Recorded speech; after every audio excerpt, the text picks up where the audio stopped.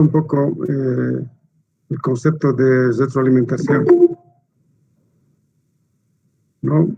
Habíamos mencionado, de acuerdo al texto que tenemos, un sistema de control manual y un sistema de control automático, que en líneas generales podían tener un concepto general de control, ¿no es cierto?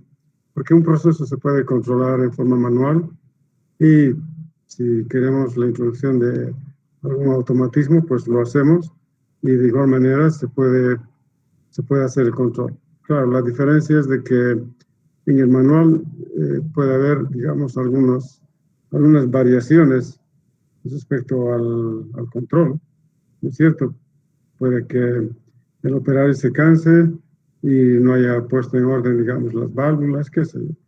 En cambio, en un sistema automático, pues hay reproducibilidad y es constante, digamos, la calidad de la materia prima que quiera transformarse o que quiera mezclarse, etc.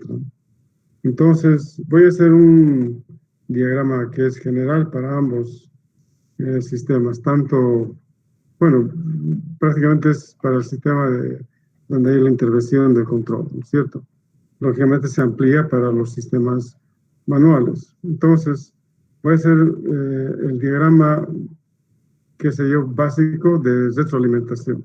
Me dan un minuto porque en el momento que esté haciendo el diagrama, posiblemente pueda expresar algunas cosas que no me van a escuchar, pero sin embargo, volviendo otra vez a la silla, voy a volver a repetir para que todo esté bastante claro.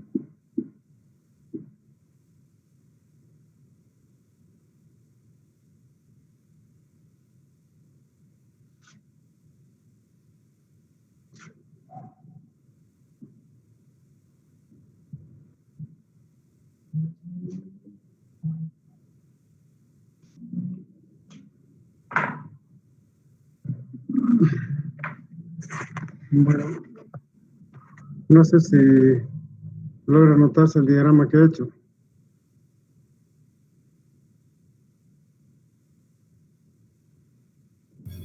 Sí, doctor. ¿Se nota? Bueno, de todas maneras, sí voy a mandarles un diagrama de fotografía, ¿ya? Lo importante es de que se vea en líneas generales el diagrama que acabo de pintar.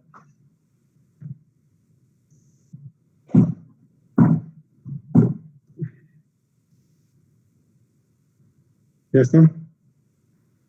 Bueno, ¿qué es lo que he anotado acá? Un diagrama donde empezamos utilizando un control, ¿no? El controlador, en realidad. Después tenemos una entrada donde digo P.C. Pueden anotar, es el punto de consigna. ¿Ya? Anoten, por favor. PC significa punto de consigna. Punto de consigna. Es decir, lo que ustedes quieran fijar una variable. Puede ser presión, temperatura, nivel o flujo, ¿no? Ese es el punto de consigna. Digamos, si quiero en un proceso que la temperatura no varíe, producir 150 Celsius, ya está. Ese será su punto de consigna. 150. Si es presión, lo mismo. Puede ser 45 libras, 100 libras, lo que sea. ¿Ya? Punto de consigna. Acá abajo, EP significa elemento primario. Elemento primario.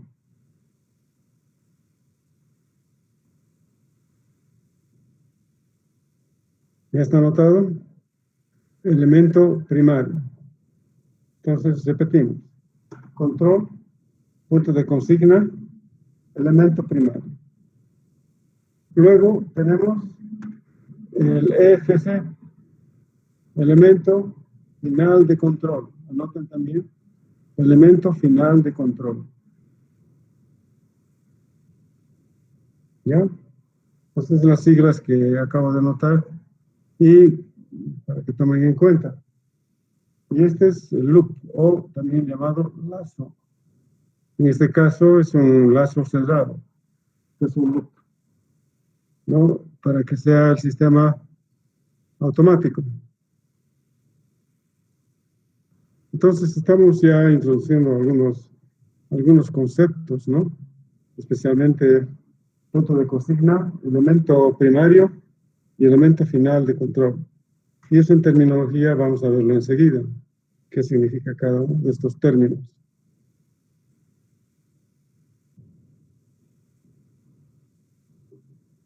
¿Ya está?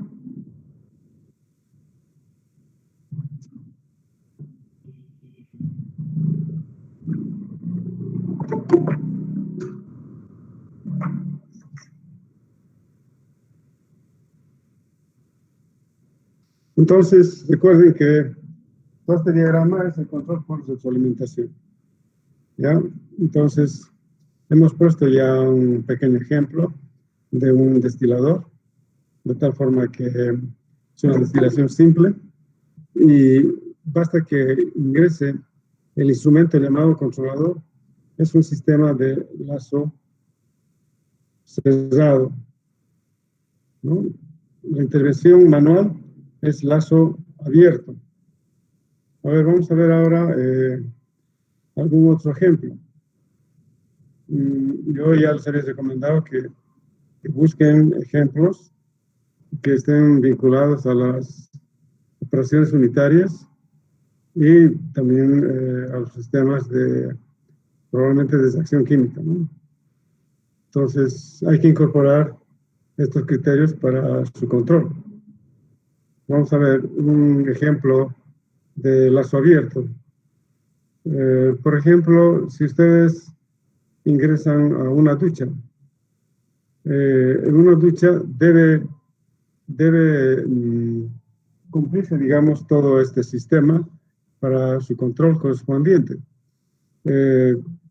No quiero entrar mucho, digamos, en el detalle de una ducha, los protocolos que el usuario necesita para entrar a una ducha, etc. A mí no me interesa eso. Lo que interesa es lo que hemos anotado en este sistema para que haya éxito en ese proceso llamado de duchado, ¿no? Entonces, cuando uno ingresa a una ducha, tiene un sistema ya conectado, que es la fuente calórica, estamos hablando de un sistema que puede ser un calefón, o podría ser, digamos, lo más sencillo que todos tienen en casa, que es una ducha eléctrica.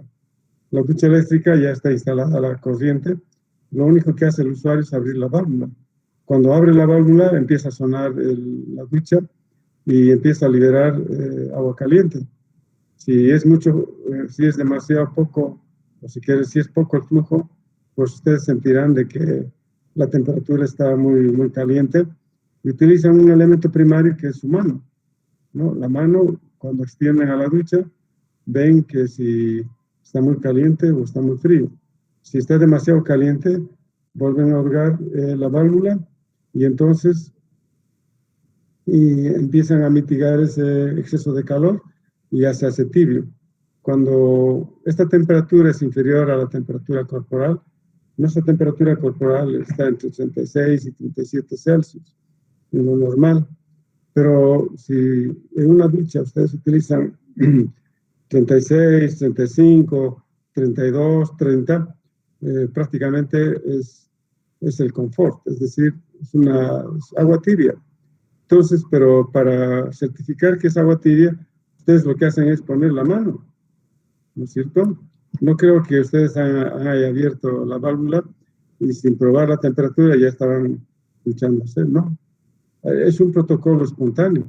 Agarran con la manito, ¿no? Y desde bebés, sus mamás, el agua probaban, qué sé yo, con la palma para ver si estaba en el confort para poder bañarles.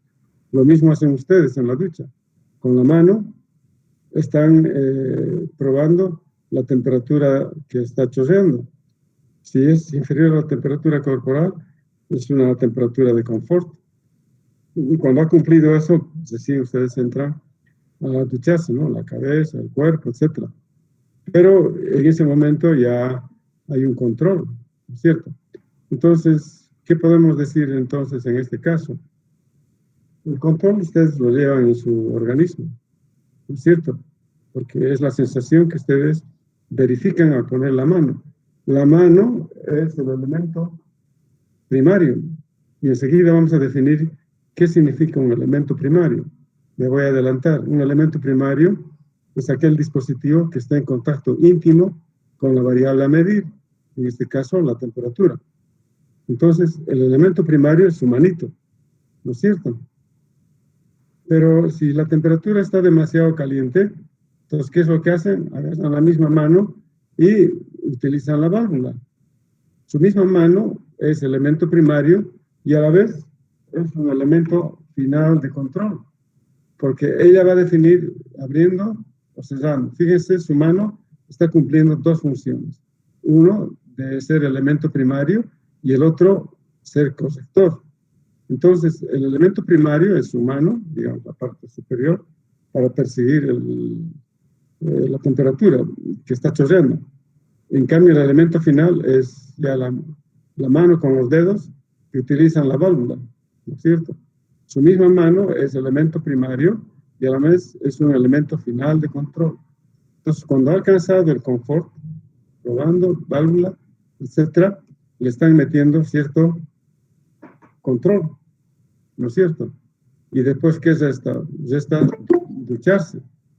Y el proceso de ducharse está acá. Entonces, ese sistema de control manual, fíjense que está en un contexto de lazo abierto, porque no hay un autómata, no hay un autómata que, que corrija la temperatura cuando ustedes lanzan el flujo. Ustedes lo han hecho.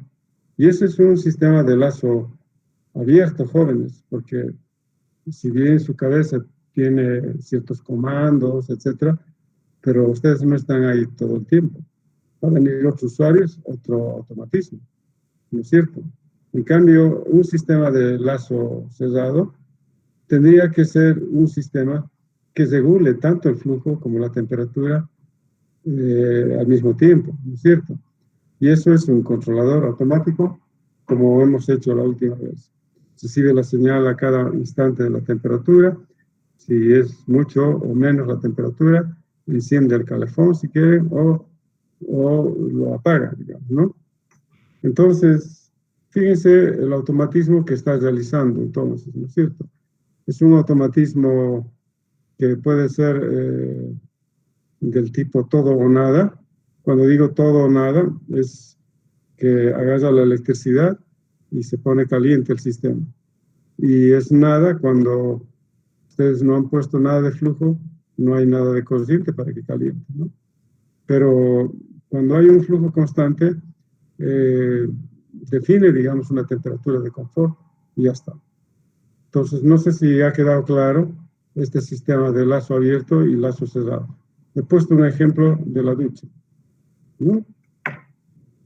Entonces, vamos a terminar este diagrama. Aquí está. El camino abajo, aquí está dividido.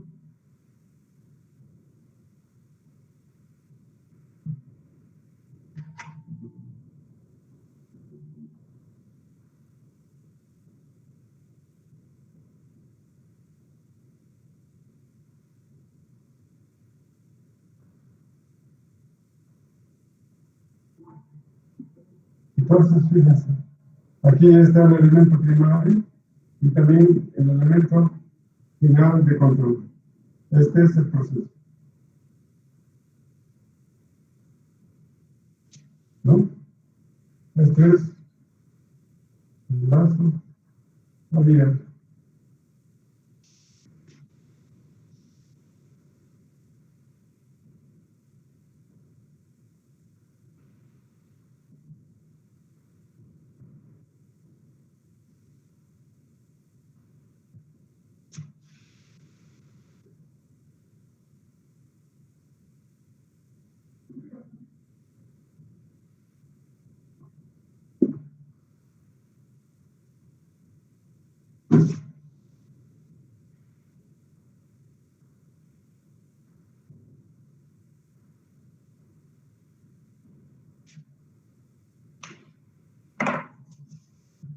Entonces he puesto un ejemplo del proceso de fichado que está a mi espalda en el pizarrón, ¿no? Donde la mano se convierte en un elemento primario y a la vez un elemento final de control. Entonces el objetivo es alcanzar una temperatura de confort y ahí está la ducha y ese es el proceso. Entonces es un ejemplo de lazo abierto. Ahora, en el texto que ustedes tienen, muestran un recipiente midiendo, digamos, un nivel constante. Y ese nivel constante es el que permite, digamos, controlar el nivel. Ahí voy a entrar al texto.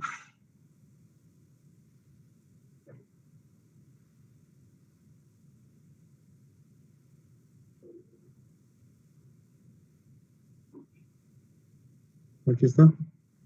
Entonces, si se fijan ustedes acá, aquí está un lazo abierto. ¿Cuál es el objetivo de este sistema? Aquí ya no es temperatura, sino es nivel. Entonces, este punto de consigna que están acá viendo no tiene que moverse. ¿Y eso quién va a definir? Posiblemente esta válvula o quizás otra válvula al ingreso. Pero en este Doctor, caso... ¿usted está compartiendo pantalla? Sí, no sé si me No están se viendo. ve. A ver, un momentito. Gracias por la observación. No hay de qué, doctor. No, está bien. Me corrigen nomás, por favor, porque ahora, Ahora sí, doctor. por favor, me van a colaborar porque a veces entro de memoria y me he puesto muy rápido y no he puesto sharing, ¿no? Entonces, aquí está. Esto es un lazo abierto, pero esta vez no estoy controlando la temperatura, sino estoy controlando la variable nivel. Aquí está el nivel. Entonces, en este nivel, lo que se quiere es de que haya un nivel constante, seguramente para un sistema de envasado, no tengo idea de qué aplicación tiene, pero fíjense, hay un valor deseado, que es el nivel, como lo dice aquí, que es un punto de consigna. Entonces, yo quiero que este punto sea constante todo el tiempo, ¿no? Entonces, acá dice, ¿cómo se va a definir? A través de una válvula manual. Aquí está la válvula manual. Entonces, aquí restringo con este vástago que está acá abajo, lo que va a chorrear en la salida. Entonces, yo puedo suministrar, digamos, agua de refrigeración, supóngase eso, porque aquí no hay calefacción, no hay nada. Lo que estamos es tratando de dosificar un flujo constante a un determinado proceso. Enseguida voy a hacer otro ejemplo para que se den cuenta. Por ejemplo, una industria que produce, por decir, hipoclorito de sodio, o que pueda producir, digamos, soda cáustica. Entonces, la clave es saber controlar el nivel, porque si este nivel es constante, todos saben muy bien de que si esta altura es constante, acá el flujo también va a ser constante. Porque si este nivel va a bajar, digamos, a una parte inferior, voy a poner un otro ejemplo. Si este tanque estuviera lleno y esta válvula se abre, entonces va a causar una parábola, por decir algo. Una parábola y una distancia X. Pero esta parábola, en la medida que vaya mermando el nivel, ya no va a ser la misma parábola, va a ser una parábola mucho más corta, ¿se dan cuenta? Hasta que finalmente va a ser gota a gota cuando ya no haya nivel de líquido haya en el tanque. Pero si mantenemos la altura constante, esta parábola puede ser constante todo el tiempo.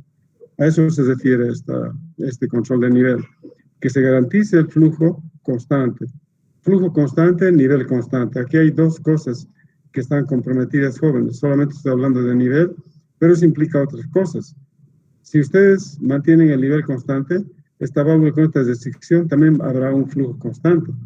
Entonces, en este caso, en este lazo abierto, no solamente se está comandando el nivel, sino también implícitamente el flujo. Aquí está la válvula nodal, aquí está el proceso. Hay un indicador, aquí que lo estamos viendo, pero aquí en el flujo no hay ningún indicador. Entonces, acá solamente es nivel, ¿no? Aquí está, es el elemento de medida, es el flotador. Este es el que está definiendo el nivel constante. Y esto es una salida, ¿no? Pero en cambio, el lazo cerrado, ya no hay un control manual. Esto es automático. Y este es un sistema, es una válvula de control. Y ya no es una válvula manual como en este otro caso, ¿no? Aquí está el elemento final de control, que es una válvula de control, ¿no? El proceso, prácticamente se repite todo. Está el punto de consigna, el controlador, etcétera, ¿no? Entonces, que quede bastante claro que la introducción, la diferencia entre estos dos diagramas es el automatismo. Si hay automatismo, se convierte en lazo cerrado. Si no hay automatismo, es lazo abierto. De todas maneras, los dos son sistemas de control por retroalimentación. ¿Ya? Aquí está, y ponen otro ejemplo con calentamiento. Es prácticamente lo mismo, ¿no?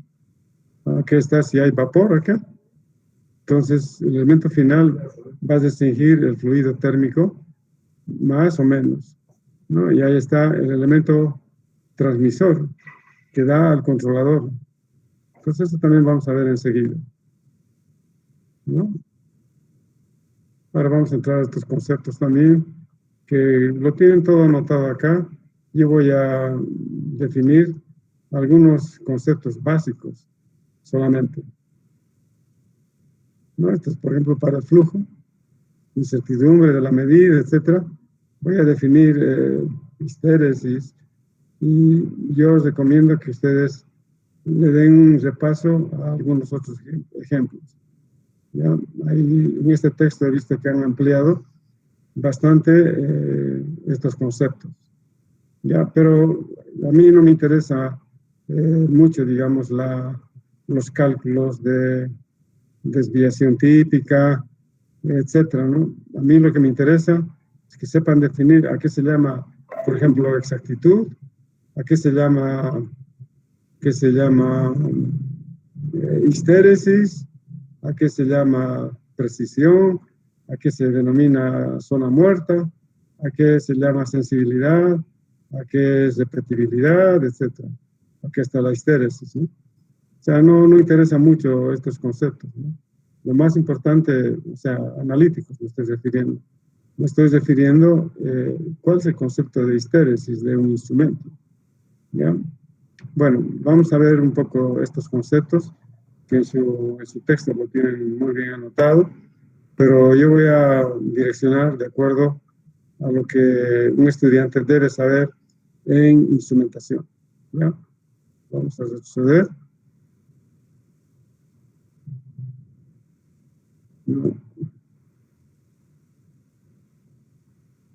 A ver, un ratito. Y ya está. Acá vamos a empezar por esto, ¿no? Pero antes de entrar a estos conceptos, yo voy a hacer muy rápidamente, porque si no sería como un karaoke leer todo lo que está acá, ¿ya? Entonces, vamos a buscar la metodología más sencilla para continuar. Ya está. No sé si hay preguntas sobre los diagramas, sobre el diagrama que he hecho, porque este es general para cualquier proceso físico o químico. Voy a sacarle una foto y voy a borrar el sistema. ¿Ya? Mientras tanto, vayan formando alguna pregunta y cuando regrese, me lo dicen y puedo aclarar.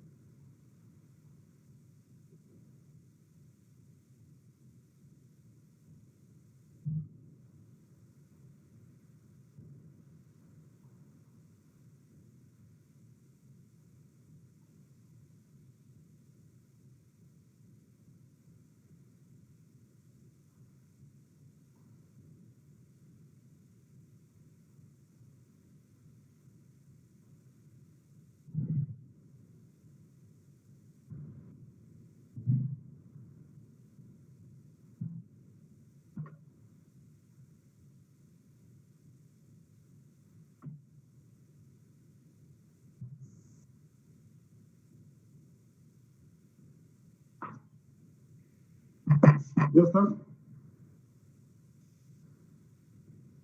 Ya tienen el primer diagrama anotado. ¿Se nota?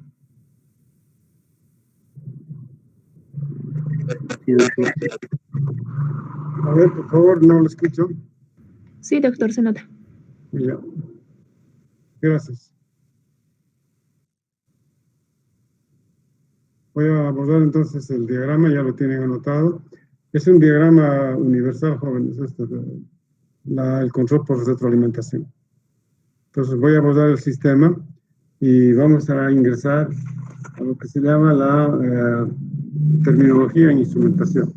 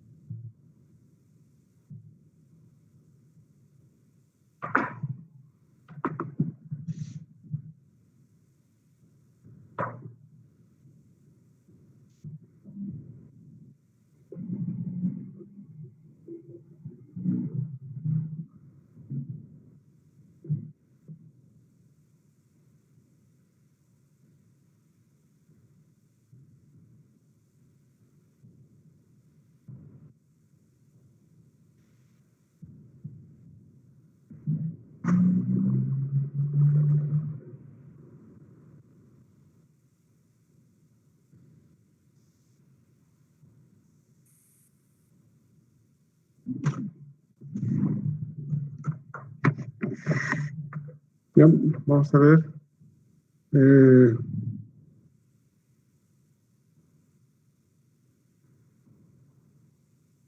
Vamos a ver. Voy a cotejar un poco en lo que está en su texto.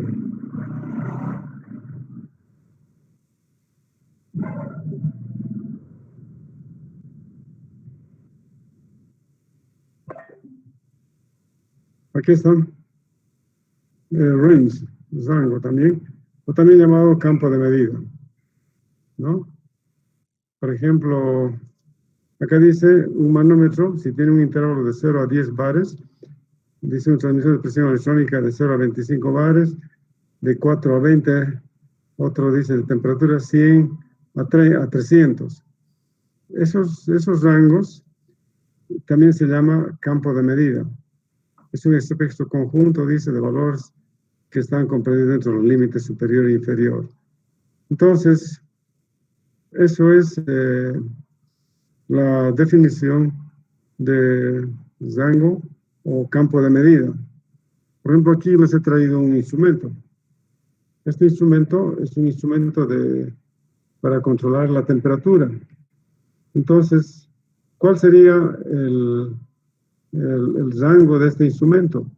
Lo único que tienen que leer es el límite inferior y el límite superior del instrumento. ¿Cuántos serían? 50, 450. 50, 450. Entonces, a eso se denomina el rango o el campo de medida de este instrumento. Esto es un instrumento para controlar la variable temperatura, es un sistema analógico. Acá van a ver ustedes una especie de tamborcito. Eso se llama un sistema de control analógico.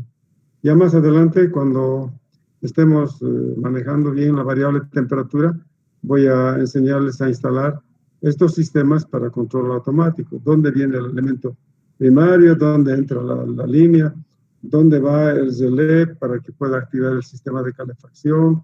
Etcétera. Pero estamos viendo por ahora los conceptos, ¿no? El campo de medida o el range, que se llama en inglés. Entonces, lo único que pregunte, ¿cuál es el campo de medida de este instrumento? Lo único que tienen que hacer es leer el límite inferior y el límite superior. En este caso, lo han dicho, 50 y 450. Esto es el campo de medida de este instrumento. Vamos a ver otro instrumento. Por ejemplo, este es un elemento primario. muy parecido al termómetro. Y este también tiene una escala, ¿no es cierto? ¿Cuál sería, en este caso, el rango o el campo de medida? 0 y 50. Muy bien. Ese es el campo de medida. ¿Ya? El límite inferior y el límite superior. Vamos a ver otro instrumento.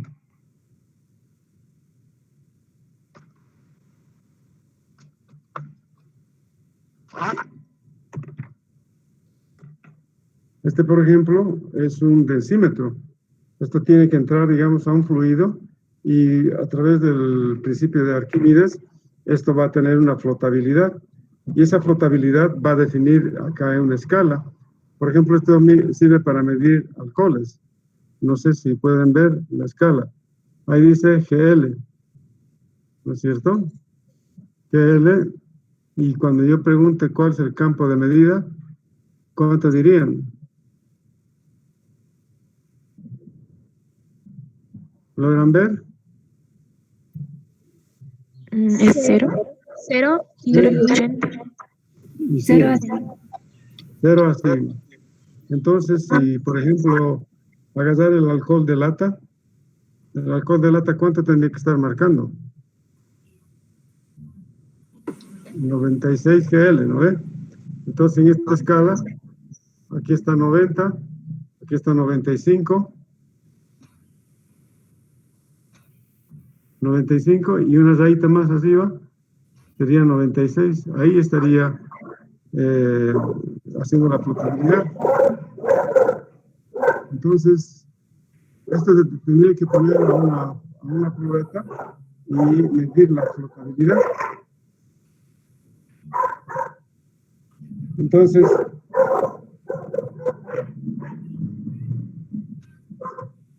están tocando la puerta. Disculpad. Entonces, a mí lo que me interesa, un momentito, por favor. Entonces, este es un densímetro, ¿no? Su nombre técnico es un areómetro. Un areómetro. Estos areómetros vienen estandarizados. Lo hay para alcoholes, ¿no? Si tuviéramos ahorita una probeta de alcohol, ustedes podrían verlo, ¿no?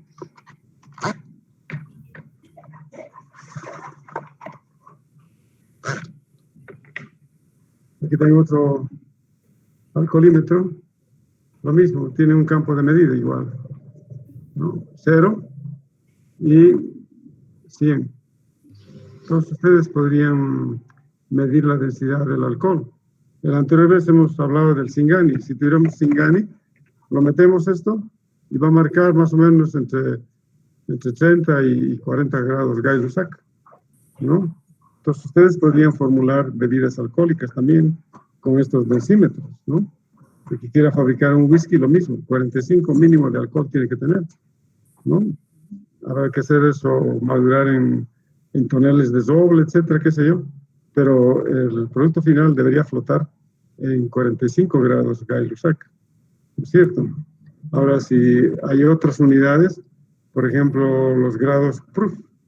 Los grados proof es el doble del Gay-Lussac. Si dice, digamos, 95 o 96, tendrían que eso multiplicar por 2 para definir, digamos, si fuera 45, digamos, es 90 grados proof. ¿No? Si tuviéramos una botella de whisky, les podría enseñar eso. Pero bueno, lo tengo adentro unas botellas y ahí verían que es el doble. Y lógicamente depende del fabricante este densímetro. Aquí, por ejemplo, tengo otro densímetro. Igual, ¿qué es lo que nos interesa? No nos interesa la forma, nada, sino estamos definiendo el campo de medida. El campo de medida de este alcoholímetro, vuelven a fijarse 0 y 100. ¿No es cierto? Entonces el modelo no interesa. Este es un densímetro que entra a una probeta y define el alcohol. En algún tiempo he estado formulando algunas soluciones de alcohol para una gente que me pedía afuera, ¿no? Hoy en día, si queremos, digamos, preparar una solución con una densidad X, pues con este densímetro lo hacemos. Y podemos cotejar con tablas a qué porcentaje corresponde en alcohol. Ustedes saben muy bien aquello, ¿no? Después hay otros instrumentos, ¿no? Mucho más sencillos. Este, por ejemplo, es un termómetro. Este termómetro también tiene su campo de medida. Su campo de medida, por ejemplo, acá, lo más legible es... No vamos a dejar que se apruebe la norma de los abortos. Y cuando digo no vamos a dejar, no quiere decir que nosotros como órgano algún camachista hay por ahí. Legislativo, pero propuesta por parte del 20. Ejecutivo de querer legalizar tanto el aborto o que son los matrimonios, no lo vamos a hacer. Esa es una decisión de la Asamblea, pero nuestra hay un camachista que está haciendo propaganda. Claramente por la vida, ir por la apague su micrófono, por favor. Ya, entonces aquí tenemos un termómetro. Este termómetro tiene también un campo de medida que es 20 y la escala mayor es 150. ¿No? Llega hasta 100, pero después vuelve a marcar 10, 20, hasta 50. ¿No? Aquí está la parte superior.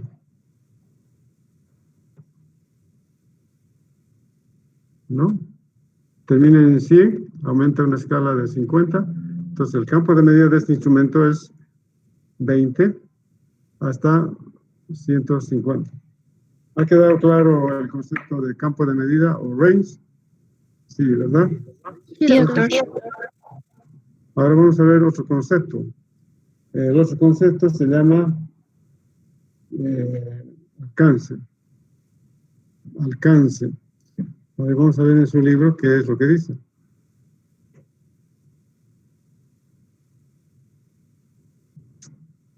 Un ratito.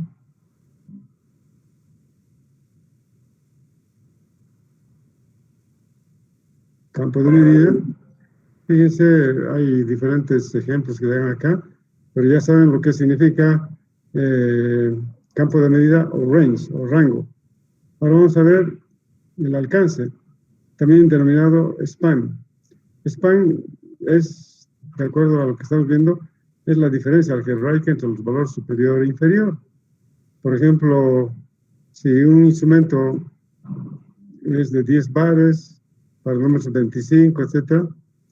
Bueno, aquí tal vez no esté explicando bien, pero ya les digo que es una diferencia algebraica. Supongamos en el último.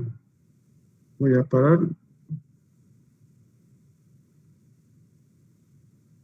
¿Ya? Entonces vamos a ver lo que es el span o el alcance.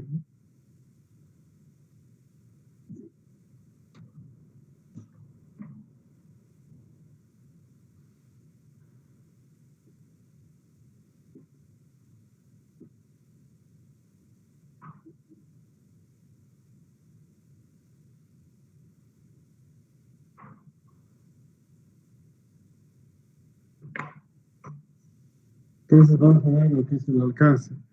¿Cuál sería el alcance de este instrumento? ¿Alguien me puede decir?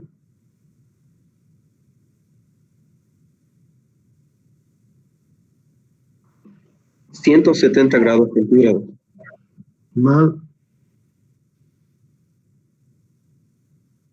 Mal, Claudia. ¿Cuál sería el... Es de 100, doctor. ¿Ah? ¿100? No. 130. Muy bien. 150. Muy bien, Sonia. ¿Por qué ha dicho 150? ¿Por qué la diferencia algebraica? Es decir, he dicho de que su alcance de esto es 150. Entonces, es la diferencia. La diferencia es 150 menos 20. El span o el alcance de este instrumento es 130, como lo dijo Sonia. ¿Ya? ¿Está claro? Entonces, la diferencia del límite superior e inferior. Doctor, Sí. perdón, el corte. ¿No sería más bien 170? doctor, porque 250 menos 20, porque es desde menos 20 hasta 150, o estoy entendiendo mal esa parte, doctor. No. El alcance, o si quieren, el rango de este instrumento es de 20 a 150, no es 170. Entonces, el alcance es la lectura mínima y superior, pero el span o el alcance es la diferencia. Por ejemplo, el máximo valor que tiene es 150, pero el valor mínimo es 20, y entonces el span o el alcance de esto es 130. Doctor, ¿es 20 o menos 20? Es 20 nomás. Doctor, creo que es menos 20. Ajá, por eso 20, le decía. Ratito. 100, 10, 20, 30, 40, 50. Sí, tienes razón. Entonces, cambia la historia. Yo pensé que era 20. A ver, no. No, está bien, estaba leyéndole este otro extremo. Aquí está el bulbo, y la escala mínima que el usuario dice, con escala, porque no podemos leer esto, porque no hay escala, fíjense. No hay una escala visible, y las rayitas empiezan a partir de 20. Entonces, 20 es el valor mínimo que lee este instrumento, y el valor máximo es 150. Doctor, perdón, si vas a 10, 0, 10, 20, está marcando menos 20, no dice el menos 20, pero a ver, véalo, doctor, con más detalle. Sí. Es 20 menos 20. A ver, entonces sería... es que hay un signo que compromete acá, ¿no? Porque sí, en este caso doctor, va a ser 5... Un ratito, 20, sería menos 20, menos, sería 170, sería, ¿verdad? El alcance sería 170, claro. Si tomásemos en cuenta solamente el valor positivo, sí, el alcance sería 130, pero en este caso es menos 20, ¿no es cierto? Entonces, cuando hacemos la diferencia, va a ser la sumatoria en realidad, menos con menos es más, va a ser 170 el alcance de este instrumento. ¿Ya? Ya, lo definimos de esa manera, porque si fuera la escala de 20 hasta 150, está correcto lo que ha dicho Sonia, pero en este caso no me he fijado que era menos 20. Entonces, en este caso, el span sería 170. Ahora, en los otros instrumentos, como el densímetro, pues da lo mismo, ¿no? ¿Cuál sería el alcance entonces de esto? ¿Cuál sería el alcance de este instrumento? 100, doctor. Sí, muy bien. ¿Cierto? Entonces, solamente hay que hacer la diferencia algebraica para definir este instrumento. Bueno, en este otro caso, ¿cuál sería el alcance? ¿Ah? 400. Sí. Después hay otros instrumentos, ¿no? Por ejemplo, este es un densímetro. ¿Conocen este instrumento? En su interior hay un decímetro también. Fíjense.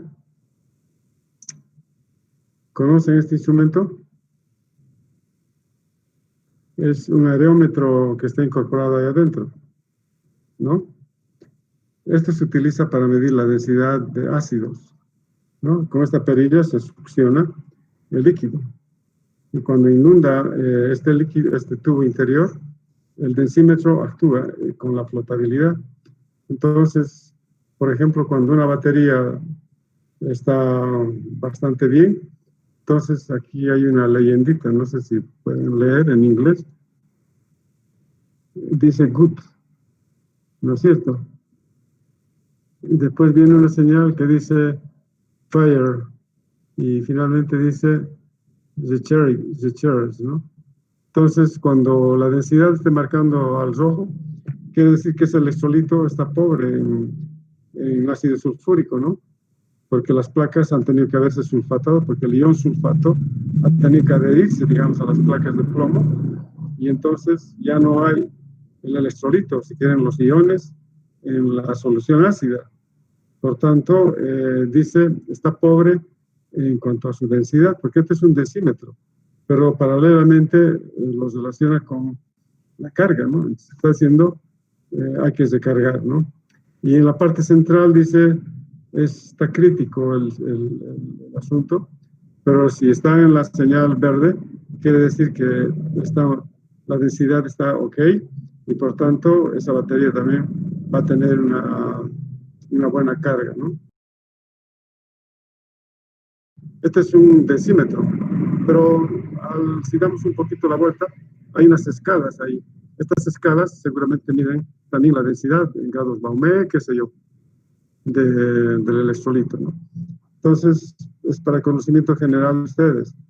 Mañana van a tener un auto 0 kilómetros y cuando su batería ya esté muriendo y no quiera funcionar el auto, pues hay que destapar el electrolito de la batería, hay que succionar el líquido para verificar cómo está de carga. Si está en rojo, puede darles opción a que hagan la recarga nuevamente eléctrica, es decir, los iones sulfato hay que impulsar otra vez a la solución para que pueda tener carga su electrolito.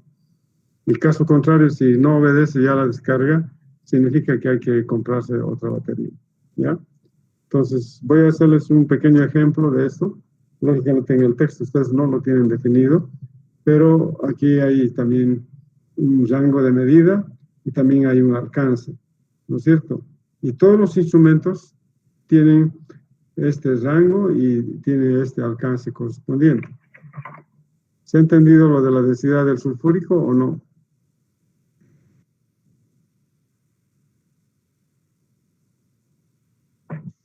Sí, doctor, se entendió. Muy bien.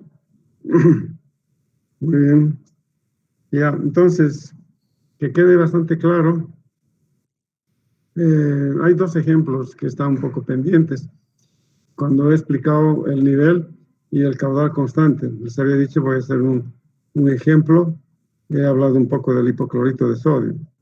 Voy a complementar ese par de ejercicios para que quede bastante claro, ¿no? Y este último, lo mismo, respecto, digamos, a la solución. Porque hay mucha gente que ya siendo profesionales se comete mucho error y lo que hacen en las baterías es poner un nuevo electrolito, ¿no? Y eso no se podría hacer porque ustedes como profesionales deben saber el manejo de los iones. Si no saben el manejo adecuado de los iones, pues no van a entender de los procesos. ¿Qué dice Peñalosa? Está muy dormido. Doctor, aquí estoy, no estoy dormido, estoy escuchando todo lo que está explicando, doctor, solo que está todo claro y por eso no tengo dudas. Muy bien, de repente está en el banco haciendo cola usted. No, doctor, estoy en mi casita, Ya, aquí en mi cuarto. no, está perfecto. Entonces, vamos a hacer este par de ejemplos en forma rápida, jóvenes.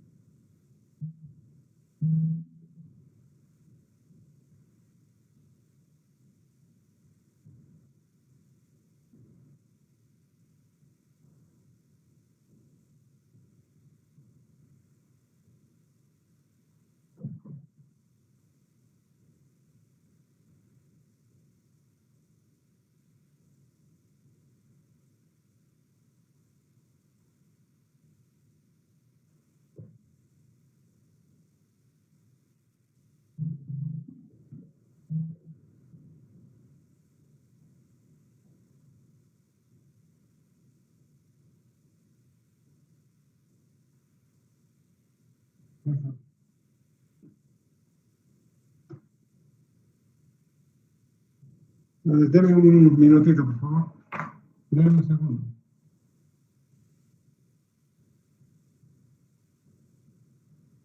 ¿Me dejo?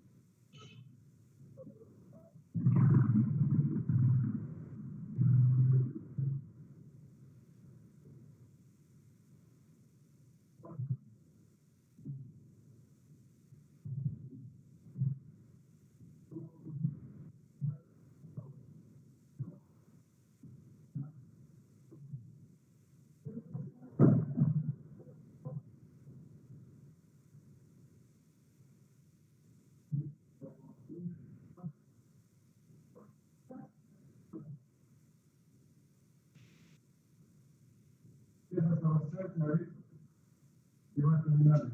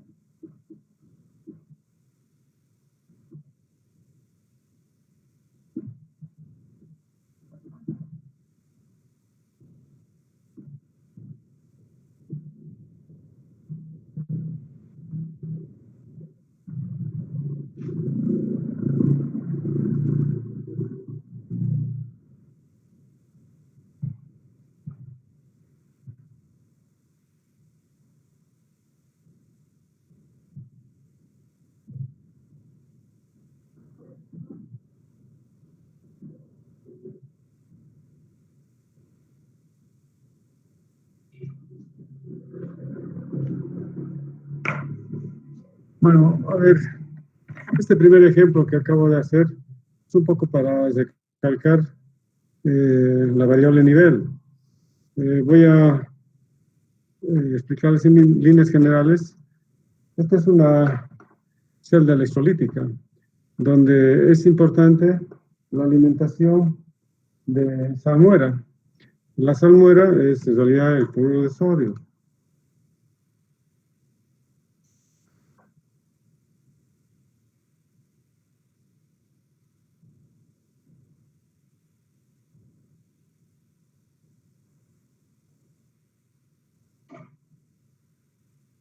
Entonces, queda bastante claro.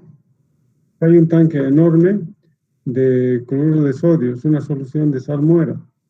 Acá hay un tanque que dice que hay que respetar el nivel constante. Si esta altura se mantiene constante, pues está garantizado que el goteo, o si quieren la introducción de salmuera, aquí es constante. Porque aquí la corriente continua va a ser su operación de la transformación de la salmuera. Lo que va a hacer acá en la solución, en este electrodo positivo o negativo, dependiendo de la densidad de corriente que estemos metiendo al sistema, pues vamos a hacer de que el positivo venga el cloro ion, pero el cloro ion en el electrodo no es estable, se juntan y forma el cloro molecular, si quieren, el cloro gaseoso. En el otro caso, en el negativo, van los protones y el hidrógeno tampoco, como no es muy estable, llega a formar el hidrógeno.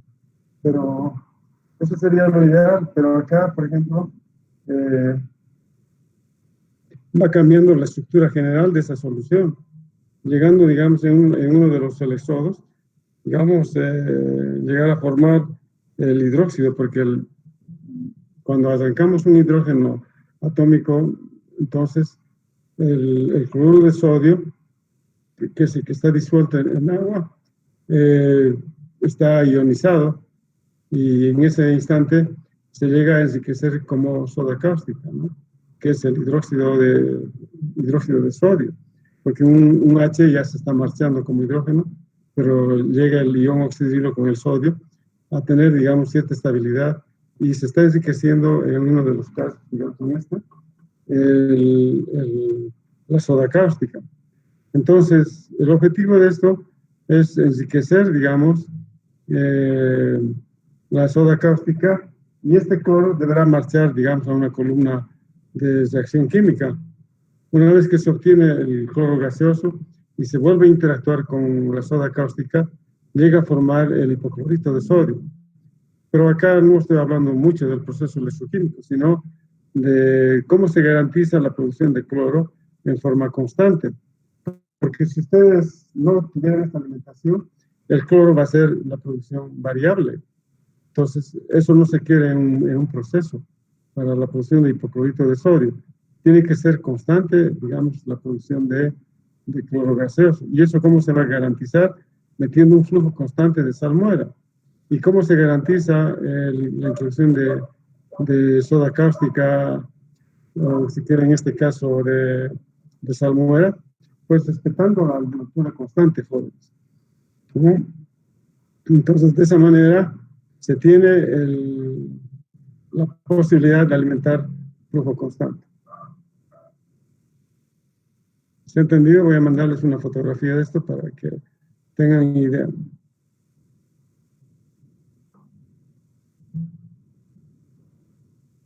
Esto fue pregunta de examen, por si acaso. ¿Ya? Cuando fue una clase presencial, les pregunté cómo en un proceso electrolítico, con los principios básicos en instrumentación, cómo gobierna el flujo constante hacia estas celdas electroquímicas. Entonces, esta era la respuesta, ¿no? Garantizar una altura constante y un flujo constante, porque eso hago cuando controlo el nivel o cuando explico el flujo de fluidos.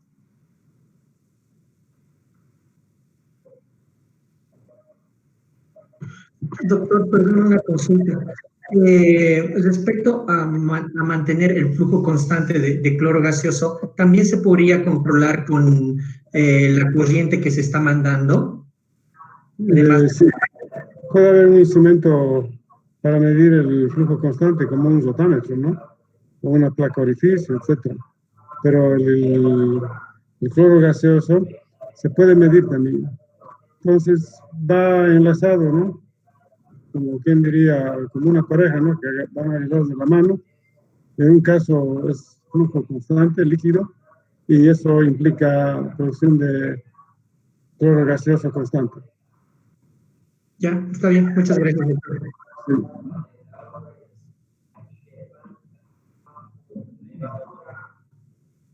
Ya está. Y finalmente, el otro diagrama que quería comentarles es justamente el manejo de este instrumento que se llama los densímetros. Entonces, el ácido sulfúrico, hay mucha bulla externa.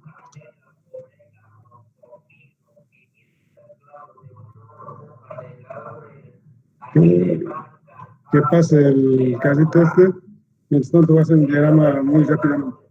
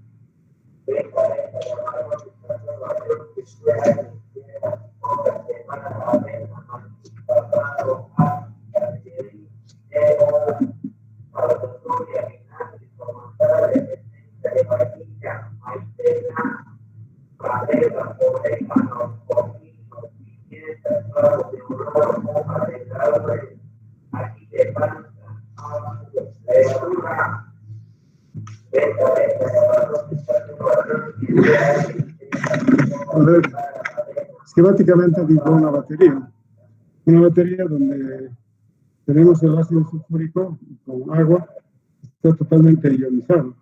Entonces, en la solución inicial se tiene ion sulfato y también la parte del hidrógeno. Cuando es una densidad inicial, le he puesto una densidad así aleatoria, le he puesto 1.2 gramos por centímetro cúbico. ¿Esto qué quiere decir? Que tiene una mayor densidad y por tanto una mayor carga.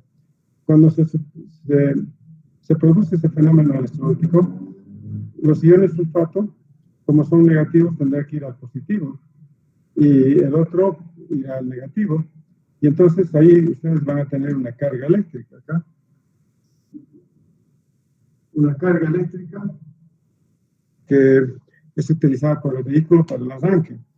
Pero en el tiempo, la placa positiva ha estado todo el tiempo recibiendo estos iones sulfato. ¿Y cuál es el resultado final? Que este ion sulfato llega a depositarse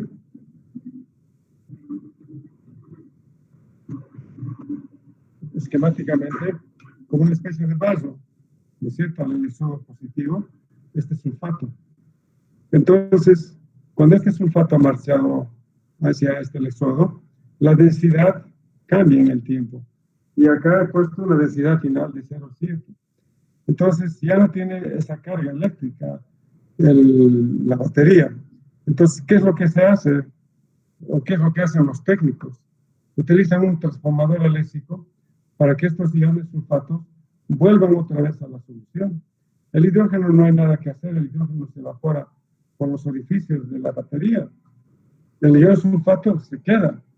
Entonces, para volver, digamos, otra vez en condiciones normales a una batería, lo único que se tiene que echar es agua destilada hacia la batería y ponérselo en su nivel primitivo, porque este es el nivel primitivo. Entonces hay que introducir solamente agua y no hay que introducir otra vez el electrolito con mayor densidad, porque el momento que hagan eso, pues están cargándole en el trabajo, si quieren, mayor sulfato y pronto van a reventar las placas. Por tanto, no se debe nunca en una batería deponer el electrolito. Lo que hay que deponer químicamente es agua destilada. ¿Para qué? Para que cuando se le dé nueva carga, entonces aquí va a venir el transformador.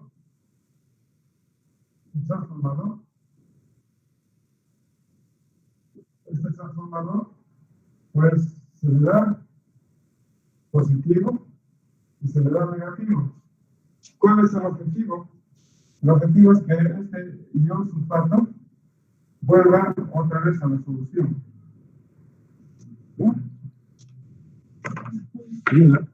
Entonces, este ion sulfato debe retornar a la solución. ¿Estás llegando? El cheque. Entonces, debe volver a la solución. Y por tanto, una vez que en una noche se ha hecho esa carga, lo que estamos haciendo es que el ion sulfato vuelva a la solución. Al día siguiente se mira la carga y está con una carga, digamos, con una densidad de carga como fue al principio, ¿no? Y puede volver a utilizarse. Esa es la observación que quería hacer a través de estos dos ejemplos. No sé si hay alguna pregunta. Y este equipo tan sencillo verifica la densidad y al mismo tiempo, como les decían, como una pareja que van de la mano, mayor densidad, qué sé yo, mayor carga. Cuando ya está empobreciendo y cuando hay que hacer nuevamente las recargas, ¿no? Entonces, este tiene conceptos de rango y también el concepto de alcance, ¿no? Y eso no está escrito en su texto.